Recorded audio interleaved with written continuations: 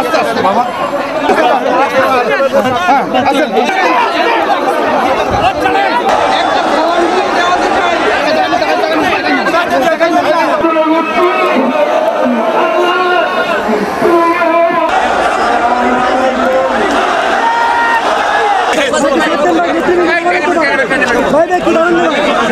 সন্তানের লাশ খালে করার চাইতে বড় বোঝা বাপের জন্য আর কিছু নাই।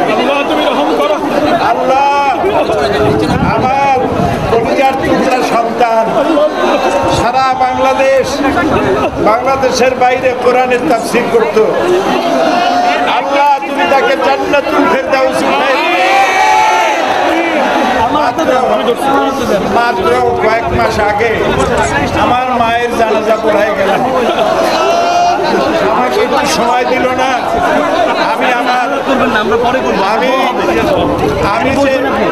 আমার মহিলাদেরকে আমার মা মারা গেলেন, আমার ভাইকে সান্ত্বনা দেব, আমাকে সময় দেওয়া হলো না।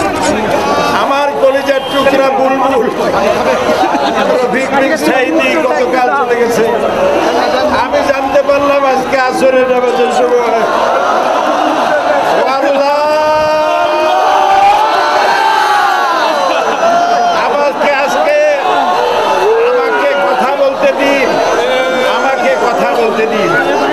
আমি আজকে 50 বছর কোরআনের তাফসীর করেছি সারা বাংলাদেশে, সারা পৃথিবীতে।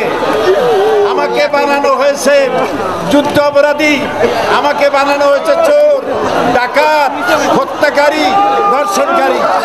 আমি আল্লাহর নামে কসম করে বলছি, আল্লাহ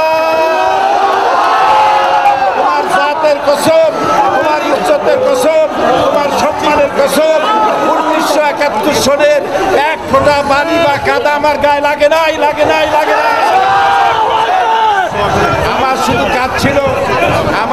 কাজ ছিল কোরআনের প্রচার করা। নাস্তিকবাদীরা সহ্য করতে পারে নাই, জালিমরা বরদাস্ত করতে পারে নাই, যার জন্য আমাকে বন্দী করে রেখেছে। আমি শাহাদাতের তামান্না করি, আমি শহীদ হতে চাই, তবে চোর ডাকাত ইত্যাদির বদনাম নিয়ে মরতে চাই না। আমিন।